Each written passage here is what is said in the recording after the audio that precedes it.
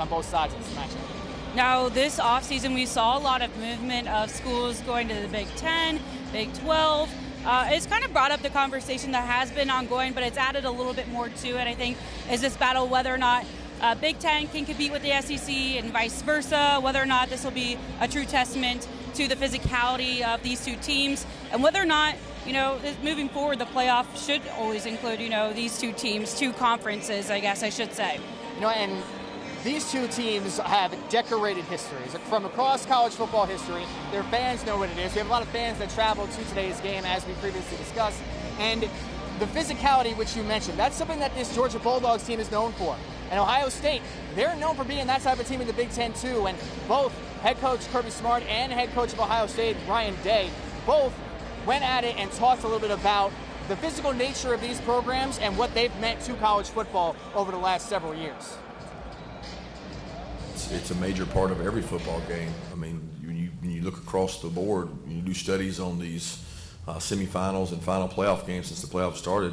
Physicality at the line of scrimmage has been really critical. And you look across the board, teams that run the ball well tend to win these games. Also, red area third down and explosive plays are indicators. But the line of scrimmage play and physicality, physicality can be a lot of different ways. It can be on the perimeter, it can be on special teams, it can be a lot of different venues, ways of looking at it. And I got a lot of respect for both conferences, because when you play in a bowl game, you get to watch the other conference all the way through. You get to see all these teams they play, and you have a lot of respect for the conference that you're playing. They have great physicality in that conference, always have, and we respect that. And these two teams, especially individual matchups across the field. You always hear football coaches talk about you got to win your individuals in order to have a shot, right? We're going to see a lot of really fun individual matchups, especially on the perimeter, which is what Kirby Smart was talking about tonight. Yeah, I mean, if you look even on offense, on defense, any side of the ball, there's going to be a length of competition. Ohio State, we always say they are wide receiver university. It's going to be a true test for their corners tonight, Dan. Kaylee Ringo, Malachi Starks, these players that have been so productive for Georgia over the last couple of seasons, especially Starks this year with forcing a lot of turnovers. And when you have to go up against a guy like Marvin Harrison Jr. and the rest of these Ohio State Buckeyes who are extremely talented, especially at the wide receiver position, your best players on the outside need to get up on the line of scrimmage and be physical with them to throw them off their timing with everything in their routes. And yesterday, actually, Kirby Smart discussed how dominant this Ohio State offense has been and the challenges that his team is going to be facing later on this evening.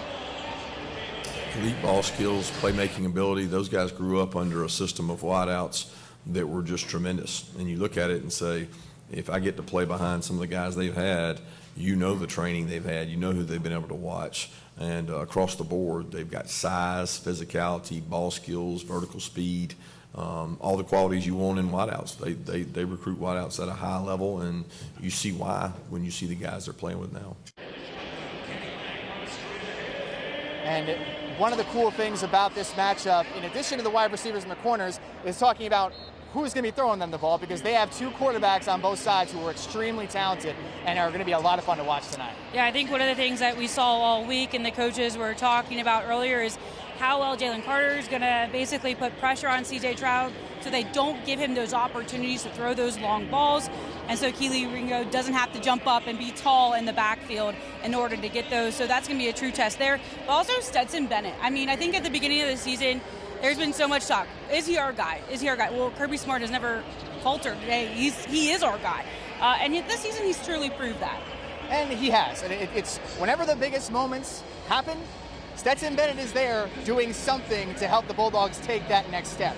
Whether it's creating extra space with his legs, diving for the pylon, which we've seen numerous times this season, finding a guy like Brock Bowers on the outside to help him be as explosive as he can be, knowing that he's the best tight end in the country, and especially when it comes to really just game management towards the end of games, and even in the SEC Championship game, which we were right here in this building for, these two teams, especially Stetson Bennett, he was on fire in the first half. And when he plays like that, this Bulldogs team is extremely difficult to beat. Hey, 5'11", 196 pounds of pure fury.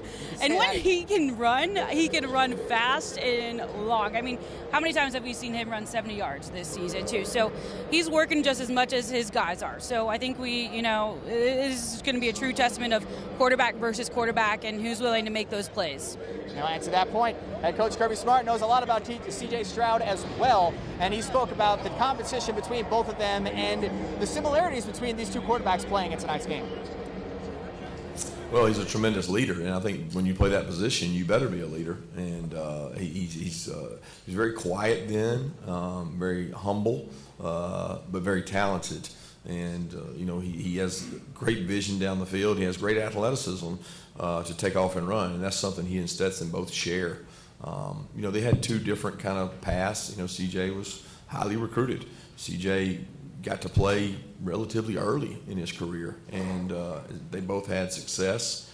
I have a lot of respect for the way that both of them treat their teammates and make it more about their teammates than themselves. And I don't know if there's anybody else on this Georgia Bulldogs team who cares more about the history of Georgia football than Stetson Bennett. And to keep riding with him for 1 second, you mentioned the controversy about how a lot of fans might have felt a certain way about Stetson, especially over the last couple of years. But like we said, he stepped up in a big way this year. And I think it's really funny, too, is that these are two guys that were recruited almost around the same time. Kirby Smart even reflects. He sent an assistant out to California. He was like, is this guy going to be worth it? Is it somebody that we need to look at? And he actually went out there, made the trip, and brought him back to the campus. Obviously, stuck with Stetson, but there's a lot of history between just C.J. Stroud and Stetson Bennett. And Stetson Bennett embodies something that Kirby Smart really wants to get out of this team, which is that physical nature, which is the ability to make important plays under pressure and be a guy who cares about, like he just mentioned, everybody on the field. And Coach Smart has nothing but positive things to say about Stetson Bennett all the time, especially knowing some of the scrutiny that he receives by a lot of people throughout the year. I'm most proud of the fact that he was persistent and he stayed the course and didn't, jump ship when he was 2 or when he was 3. He stayed the course and stayed with us. I mean, I'm very grateful for that persistence and resiliency he showed and his belief in himself that he showed. Because I don't think any of those qualities had anything to do with myself or Coach Monken or anybody else that was involved in him. They were traits within him that he loved Georgia, and he wanted to prove that he could play at Georgia. He created his own story by doing that. And that story is something that the Bulldogs have continued to build on, especially with all the success Bennett has had as quarterback of the Bulldogs, and something that has helped this team get in the position tonight to really do some damage and make some more history. Now, with a win tonight, they'll head to the national championship in hopes of becoming that back-to-back championship team that hasn't been done since 2011, 2012, so almost 10 years. It's been a long time since somebody's achieved that feat, and I think that's something to work for, but it doesn't really matter to them. They always say it's always one game at a time. You got to worry about the one before you get to the next one. And it's funny because a lot of that is coach speak. So when players say that, they're really echoing what Kirby Smart is trying to get across. But in all honesty, that's kind of the way you have to do it. You have to focus on the task at hand. And as much as Bulldogs fans and as much fun as it is for us to talk about how amazing it would be for Georgia to win the national championship again, they have to handle their business against Ohio State, a team that has a lot of talent and a team that has a chip on their shoulder, especially after their loss to Michigan in their last game of the season, which, maybe, that dog mentality is something that we had a couple of Ohio State fans talking about a while back. And that's something that Ohio State is kind of going into right now. They're trying to play a little bit of that underdog role, knowing that Georgia is the top dog and knowing how dangerous they can be when it matters. Well, I'm sure you can hear behind us. We'll step out just for a second so you can take a look. I mean, these are warm-ups, people, and they are, kind of taking no prisoners at the moment. I mean, this is just warm-ups and kind of giving us a little taste of what we might see later on tonight. Yeah, the Georgia Bulldogs are right here, right in front of us. The receivers are getting a lot of work. I see Lad McConkey out there doing his thing. Another nice catch. See, that's what I was trying to do before. I mean, I was okay. I was 50%, doing all right out there in the combine. I think the body bump really, I think you could sign a piece of paper later on and maybe play. No? You know what? If they need me out there, I mean, I don't know how much good I'll do, but in general, just seeing how much work this team has put in the entire year, everything they've done to get to this point, and the fans embody that. And something that's interesting is this is the third time that Georgia is playing in this building this season, which is ridiculous, quite frankly. But when you think about it like that, it gives them an edge because we mentioned off the top, this is in their backyard. There are a lot of fans who we spoke to today even who weren't able to go to Miami last year to catch them in the semifinal last year, when they took down Michigan. And now they have the opportunity to because it's right back here in Atlanta, a place that this team knows way too well. One of the things Ryan Day said earlier, actually, it was the first press conference when they found out that they were going to be playing in the Peach Bowl, was that this is going to be an energized environment because, yes, this is the third time, Georgia's backyard, we've heard it all before, and you can't slack at any moment because you never know when the crowd's going to give you that little extra edge to push you through to the next down and the next one and the next one. And so you really can't slack. You got to be all in 100% all the time because a loose ball, man. And we've seen what happens. Honestly, Ohio State has the talent on the outside to really push the ball down the field and maybe have some big explosive plays early on. And that's what I expect for them to try to do because in order to try to keep the crowd out of it as much as possible, Ohio State has to get off to a good start. And on the Bulldogs side of things, when you look at it overall, this team loves dictating the pace of games with their running attack and their short passing game. And they're getting their tight ends involved, whether that's Brock Bowers or Darnell Washington or whoever. And the first quarter and the first half of this game is really going to tell us a lot about how Kirby Smart wants to adjust and attack things, especially Ohio State's secondary later on in this game. And that's a good point too. I mean, we've always talked about this. I feel like this season there's a lot to be talked about because you can't get the whole complacency thing. You can't get complacent. In which they really haven't done that too many times. Maybe a little shadow of it, but we really haven't seen that. And also, there's their defense. You have this title defense that has just left, but there's still people of this next man up mentality which are filling those spots because Kirby Smart hits the recruiting trail so hard. And Jalen Carter is a good example of that. He's been tough on the inside line, and he's going to give C.J. Stroud a piece to take with him from Georgia. Right. He is a problem. And when you, honestly, for me, if I'm Georgia, that's the plan of attack. You got to get C.J. Stroud off the spot, get him out of the pocket, force him to make some more difficult throws, and really help set the pace of the game with your defensive line, which is something that Georgia has done the entire season, and something that really can help eliminate some of these threats that Ohio State has on the outside. And when you look at where this team is overall, really having a chance to do some serious damage. Now, Georgia has been in the college football playoff multiple times since the playoff format has been invented. And even with expanding in the coming years, this Georgia team has the opportunity to make a statement this postseason. They can sit here and say, it took us a while to get over Alabama. Alabama was in their prime. Kirby Smart was a big part of that, being their defensive coordinator for 4 of their national championships under Nick Saban. Having the opportunity to be a part of this and really build his own program in Georgia, it's noticeable that mentality, that recruiting that you mentioned, that physicality, that ability to, that standard that Alabama has set in recent years, Georgia can put themselves in that conversation of saying, hey, not only did we just win a national championship, but we're back here to do it again, and we're ready to be the top dog again. So, to me, this postseason in general could say a lot about the history of Georgia football moving forward and what Kirby Smart can continue with his legacy here early on. Yeah, and I think he's walking in here tonight with a little bit of a chip on his shoulder, especially after 2018 and losing to Alabama. I mean, there's got to be a little bit of that remnant. Hey, I want to get this done here, especially here and now.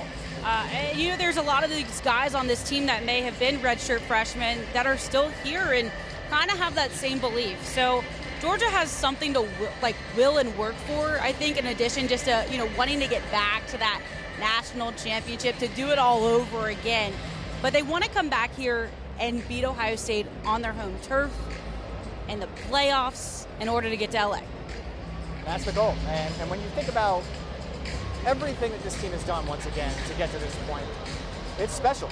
And lot of experience returning, a lot of guys just continuing to pressure and keep doing what they do. And there's going to be more turnover after this year because, Smith is, by a lot of people, is projected to be a very high first-round draft pick, which, and his play on the field this season, especially in the SEC championship game when he picked up the running back from LSU, which was amazing. He sets the tone for this Bulldogs defense, and, it makes those guys on the back end's job a lot easier. So only time is going to tell, but we got a lot of fun when it comes down to this game tonight. We got a lot of fun. The crowds are starting to pull in here. I think there's going to be at least, I'm going to go with 60,000 people in here. It's got to be, I'm pretty sure every seat will be packed. It's already loud, and I want to say there's maybe 5,000 people in here right now. TCU just scored. That's why you hear all the cheering, which is probably, right, that's good news, really bad news for Will Rio, but shout out to Will Rio. Shout out to Will Rio. But, guys, tonight is going to be a jam-packed night. It's just beginning. We keep saying that even though there's still a couple hours left. I think this is going to be a fun night. It's going to be an interesting night when you put Big Ten and SEC together. It's always, an edge-of-your-seat kind of game. It really is. And I guess taking a look back at everything, knowing what both these teams have done this year, do you have a score prediction? Not to put you on the spot or anything. Yeah. Honestly, so I talked to a lot of people yesterday. I was here last night. We were in Centennial Park, at the aquarium, at the Hall of Fame. Everybody was kind of giving me really, really close scores. They were saying 24-16. But then somebody said, okay, what about 40 to around 24? And I'm like, okay, maybe. I'm going to go by 2 touchdowns. I'm going to go, trying to figure, I'm really not that great at, I don't want to put a number on it. I don't know. I feel like it's going to be in the middle. I'm going to go 42-28. But, yeah. Even though that's wrong math. It's hard, right? Yeah. Because for all the things that we just highlighted, you can see the scenario where Georgia puts up a lot of points because that's what they've done. Kirby Smart in a press conference maybe about a month ago or so talked about how their threshold is getting to 35 points, and that's what they want. Now, because obviously when you're scoring 35 points and you have Georgia's defense, more often than not, you're going to win a game. So, to me, I think Ohio State's going to be able to put up a little bit of points just knowing how good their offense is, knowing what's on the line for C.J. Stroud, too, because his draft stock is kind of interesting. I'm not going to get into all that now because I'll be here for 12 hours talking about all that stuff, but he's playing to be a top 5 pick. Yeah. Even if Ohio State doesn't win this game, I think the pressure is on him to come out and have a successful night, putting the ball in the end zone and everything. So I think Ohio State's going to be able to put some points up on the board on Georgia. But when push comes to shove, the way that Georgia plays, that physical, downhill, this crazy style of football that Georgia loves playing, I have a feeling this is going to be about a 34-21. Okay, that's a good one. Yeah. I think the biggest one that I saw, the biggest difference yesterday, I saw somebody said 40-17, and I go, I think Ohio State can do a little bit more than that. And then I also heard 24-16. So I think it's either going to be really, really tight, or we're going to see Georgia edge away in the fourth quarter like they usually do. Hopefully, fingers crossed, right? We always say that? Yes. Yep. And here's the thing, too. One thing we didn't talk about yet is one thing that Georgia had an issue with early in the season, or throughout most of the season, honestly, was getting off to slow starts. There were times where, against Missouri on the road, against Samford at home, the list goes on. They didn't always have the best starts, but to your point, they went strong in the second, third, and fourth quarters to really help separate themselves and win games. And I think that's something, because Ohio State is known for getting out to some early starts. So that could be something to look forward to in this game a little bit as well. Can Georgia get off to a good start, set the tone from the jump, like they did in the SEC championship game, and really continue to cement their legacy of what this team is trying to accomplish? Yeah, a lot of pressure is going to be on special teams, too. I mean, we've seen how the Mizzou game turned out. So, don't count that out at all. I think we might see a lot of that happen here tonight. Complimentary football. And I guess we're gonna have continuing coverage all throughout the night. We're gonna have a post-game coverage right after the game goes final and the celebration and everything else we're gonna have going down here on the field. But until then, keep an eye out on social media for both of us. And if there's anybody from Augusta around here, come and talk to us. We would love to hear from you and let you know what your experiences are like, and continue to talk about all the fun things we've been talking about all day, because we know this means a lot to everybody out there, having the opportunity to come and see the Bulldogs play and root for your dogs from wherever you are. So we're going to keep tabs on everything. But until later tonight, kickoff is at 8 o'clock right here in Atlanta at Mercedes-Benz Stadium. The Peach Bowl, Ohio State, Georgia. Only one is going to the national championship. So until then, reporting from Mercedes-Benz Stadium, I'm Dan Brewer. And I'm Melissa Lyons. Pleasure to meet you, man. You know what? I'm going to try to race you through there. All right, cool. So try to stand over there. I'm going to go for it.